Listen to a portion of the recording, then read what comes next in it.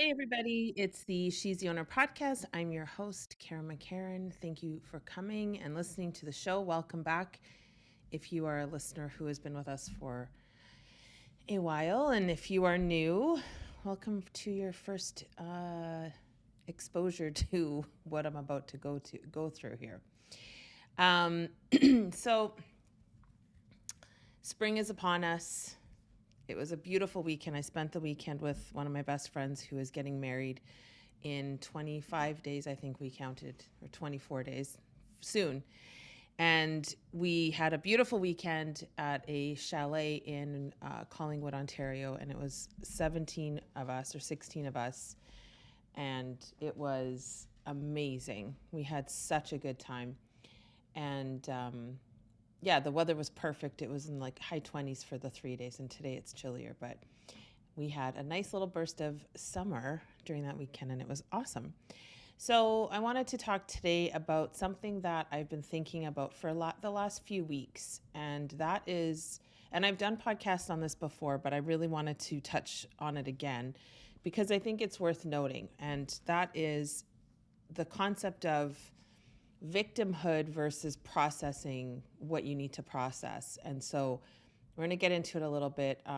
As always, I'm just going to kind of fly off the cuff and go with what's in my heart to talk about. So here we go.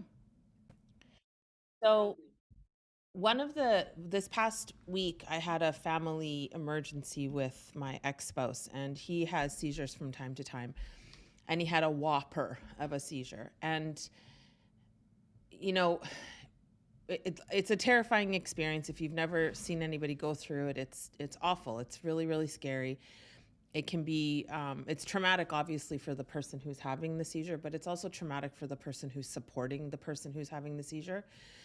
And I'm fortunate, I would say, and I guess some of you might consider it unfortunate, but I have been around seizures a lot in my life. So my mom used to have them periodically when she would be too intoxicated and she would take certain type of drugs.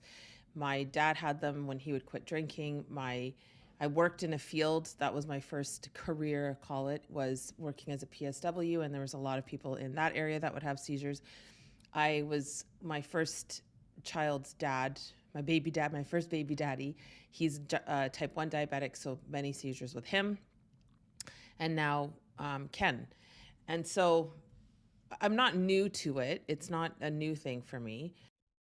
But it's anytime anybody has one, it's terrifying, I think, initially, right? Your body goes into fight or flight mode. It goes into a high spike of adrenaline, cortisol spikes, all of the things, right? To make sure that you can handle the situation. So he had one, and then, subsequently, normally I'm just with him while he comes out of it, and then we kind of regroup, and he feels sort of hungover for a few days, and that's just it. Well, this time he hit his head and he did start to bleed. And so I called an ambulance because I didn't know how severe the, you know, what was it, the cut was. So I thought, better safe than sorry. I'm going to call the ambulance. So I tell you all of this because what can happen in the body is we can trap that emotion, right? And so in that sort of trauma, that trauma situation, and let's take him out of it, right? We're not talking about him. He has had his own experience, but from where I was, my experience of it, the trauma, I could sit with it, right? And internally process it and think about it. And that's what I did. It happened on Thursday and Friday I left. So I haven't really I mean, I think I feel like I have processed it and it's out, but how can that experience turn into victimhood? Here's how. In the moment, if I didn't speak on it, if I didn't process it, if I didn't get it out of my body, if I didn't talk to him about it and share how I felt with him about it, and I get it, he and I obviously are close, and it's not like the trauma wasn't him hurting me, it was just him having a seizure. But regardless, I get it. Like, I can't necessarily have that conversation with my mom if she hurt me because she's passed in 3D. I can't have that conversation. So in this situation, I was able to talk to him. I said I was really scared. It scared me this time because he hit his head and he fell from standing, which is not typical of his seizures. So all these things, I processed it. Now, if I wasn't to move through it and speak openly about it and speak on it, and if I couldn't speak to the person who was the trauma, so let's say my mom, if I didn't journal about it, if I didn't do a breath work session, if I didn't do all of the things that I know to get it out of my body, it could easily turn into a victimhood type of mindset. Poor me, I had to go through it, I had to watch him, and I could carry that forever. And I could carry that in terms of, so one of the biggest triggers that happens for me from my childhood, and there aren't a lot anymore, but one of them that has really stuck around, and part of it is hormonal because I am going through perimenopause right now, and so I'm extra sensitive. But one of the things that just will not leave me for whatever reason is loud sound. So if I hear, so the girls were banging a bag of ice on the ground to break it, right, in the kitchen during the weekend. And every time I heard it, I thought, holy fuck, someone just dropped. Someone's having a seizure, or my mom's something, or something trauma response-ish. And that's like the one thing that might be the only thing that still kind of fucking hangs around, is like the loud sound. For a second, I'm like, oh, and I kind of panic. But my point is, like, if I didn't do the stuff that I needed to do to work through Ken having the seizure, or mom hitting me, or dad hitting me, or mom drinking and having, like, if I didn't do the work to get through it, it would hang around forever until I did get through it. And that's how it becomes a victimhood mentality. Poor me, this happened to me, and I'm going to feel bad about it for eternity. I'm going to continue to bring it up as though it just happened. And life is this way because that happened to me. That is all victim mindset. And the danger of that is you're never going to come to a place where things don't bother you. You're always going to be fuckwithable, right? You hear that term, unfuckwithable.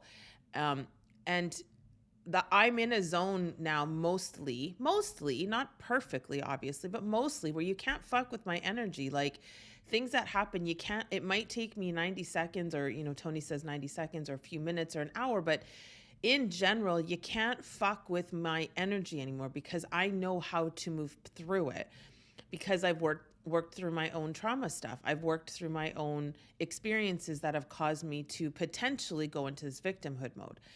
And the problem when you act as though something bad happened to you and not for you, is that ultimately you're giving control up. Ultimately, it's everyone can fuck with you. Ultimately, the job can fuck with you, the economy can fuck with you, the gas prices can fuck with you, your friends can fuck with you, your mate can fuck. Everybody can get a piece of you when you allow yourself to be in this victimhood mindset. And so that's not denying the things happened, right? Like, that's not denying the thing. I'm not denying that this stuff happened as a kid for me. I'm not denying that, seeing the person who I was married to and loved for all those years in that way, seeing him have a seizure doesn't scare the shit out. I'm not denying that it happened. What I am saying is it's my responsibility to move through it, so that, I'm not sitting every time I have a conversation. And you can tell when someone's in a victim mindset when any topic that you're talking about, they can bring it back to some type of trauma, right? And I know a lot of people, like, you don't even realize you're doing it, but that is a classic fucking sign, right? Like, I'm talking about my job, and all of a sudden the person within 2-3 minutes is talking about how they got fired and it was like just the worst thing ever, and I don't know what I'm going to do anymore, and oh my God. And again, I'm not saying you can't have some of that, right? Some of that is necessary. Women especially, right? In our feminine divine, we do want to talk shit out, etc. But when it becomes something that's like a record playing over and over and over again, that is victim mindset. You're looking for shit to be unhappy about. That's victim mindset. If you're looking for ways things aren't going to work for you, that's victimhood. And who cares what anyone else thinks about the fact that you might be stuck in that? What about you? What about the fact that you're never going to live the life you fucking want? You're never going to live a life of happiness and freedom, time freedom, money freedom, all the things, if you continue to live in this everything's fucking bad. Everything sucks. oh my God, the worst shit happened to me. Like, that energy is going to cock block everything good that could come to you. And P.S., the only person who can clear that energy is you, my friend. And so it's really important, like, don't deny the thing that happened, right? I'm not denying that that happened with Ken. I'm not denying that it scared the shit out of me. I'm not denying I didn't have a physical, visceral reaction to it. But I am going to deny that that's going to be a narrative for me moving forward, right? I'm not going to sit in that. It's like a victim soup. Like, why would I? Because it can show up in many different ways. Like, well, I can't. I mean, there's a ton of different ways it can show up. Even when you're talking about childhood trauma, like, if I, for me, it's the abandonment thing is still a piece that really I work actively with my coach on, and I have done for a long time. So I have a fear of abandonment. So the way victimhood might look in that is I can't be friends with them. They're going to leave me. I can't go date that guy because he's going to leave me. What's the point? He's just going to leave me anyway. I'm not going to get close to that person because they're just going to leave me. That's a victim mindset. How about, you know what? They might leave. They might even die. But I'm not going to deny myself any of the time I get to have with that person. That's fucking awesome. Like, that also is victim. If you deny yourself happiness, that's a form of playing the victim in the spirit of, I don't want to get hurt. Okay. So be conscious of it. Look around yourself and look at, and the sentence you might think is, and this is true for me, this is how I can assess really quickly. Like, am I being, what side of the coin am I on here? Am I empowered or am I feeling disempowered? And in a victim mindset, the disempowering question you might ask yourself is, do I feel good when I think these thoughts? Do I feel good when I'm feeling sorry for myself? Do I feel good or empowered when I'm making a decision based on fear of something that happened in the past? Do I feel good about treating this person like a bag of shit because they did something to me 5 years ago, even though we've cleaned it up? Do I feel good in this moment? Always that anchor question is, do I feel good and proud of how I'm behaving right now? That is my cat and dog are having a fight. Kitty. Oh my God. And the funny part is there's a curtain between them. So, okay. You might hear some barking. Anyway, I digress. Let me go and handle. Sorry, hashtag pet life. Anyway, so asking questions, I don't even know where I finished off, so I'll just carry on. But asking questions about, like, is this feeling good or is this feeling bad? Am I feeling like I'm crushing it here, or do I feel like I'm being an asshole? And that just on its own is like a really powerful question, because, and if you don't know the answer, like, some of you will say, well, I don't know. I can't decide. I don't know. Guess bullshit. You do so. Close your eyes, hand on the heart. I saw him, what did I see yesterday? Someone making fun of the hand on the heart pictures. Like, fuck off. That's so, like, can we make fun of something actually, like, let's not make fun of shit, but that's nothing to make fun of. So fuck whoever made that meme. Close your eyes, put your hand on your heart, and ask yourself, am I acting in integrity right now? Am I feeling in alignment with who I am, the way I'm behaving in this moment? Am I acting like somebody who's a victim, or am I acting like somebody who has processed her trauma and moving through it? And so those questions are really key. Write them down, because anytime it comes up, here's the trick about personal development. Oh, Scott Bernard. Hi, Kitty. The trick about personal development is that it's always in motion. There's never going to be this time in your life, ever, where you're like, I'm perfect now. Because as soon as we get to a place where we feel really good, then God will show you something else that you need to work on. The universe will show you another lesson. So just get used to that. But this piece is really the piece, I believe, that is the difference between happiness and complete misery, is when you start to recognize yourself being this poor me thing versus, okay, this shit happened. My work here is to process it. Once I've processed it, it's not going to come up like this anymore. It might come up every now and then, right? But it's not going to come up in this way that's holding you hostage. So making sure that process it. You know, if you had some trauma as a kid and you haven't dealt with it, sister, go fucking deal with it.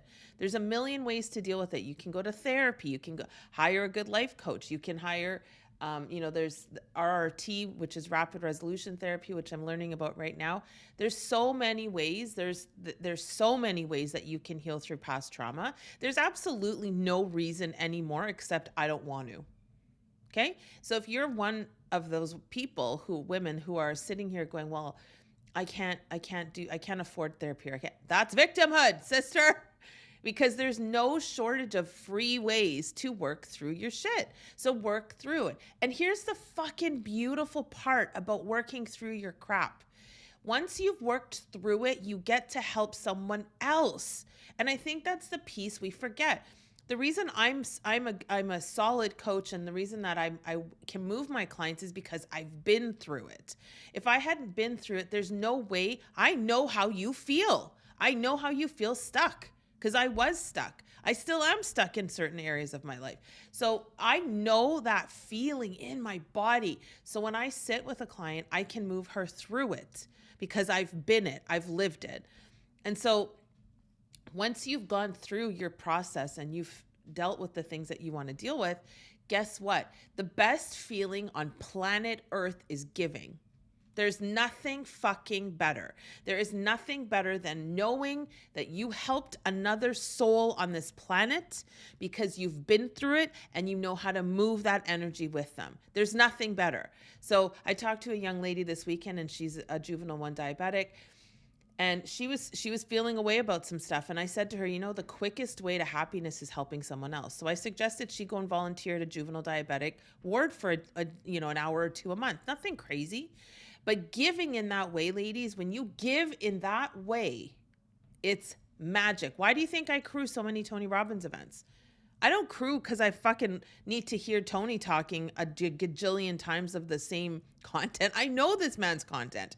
Now, I do always get something out of it, definitely. But there are times when I'm at an event, and I've literally left the event going, did I even hear him talk? And I'm right in front of him because I work the floor usually. I'm right in front of him and I still don't even it doesn't resonate because I'm so about the participant. I'm so about the person who's attending for their third time or their first time. Like that crewing for me is the ultimate gift because I know how these people feel when they're sitting there having to write out their limiting beliefs and do Dickens process and do all this shit. So that's why I do it. I don't do it because I want to go, away, because really, my plane lands, I go to my hotel or my Airbnb and then I crew and then I get back on an airplane. Like I'm not sightseeing, I'm not doing anything. I'm there to serve. And so the only way that you can truly serve in your heart where you're feeling like you don't get triggered every 5 minutes is when you've processed the shit that you need to process. So go ahead and do it. Get yourself out of victimhood because on the other side is fucking magic. It's beautiful. Life gets so much easier when you realize, again, quote unquote for Tony, life is happening for you. It's not happening to you. And that one statement changed my life forever, and I hope it changes yours. All right, ladies, I love you. I'll talk to you in the next episode.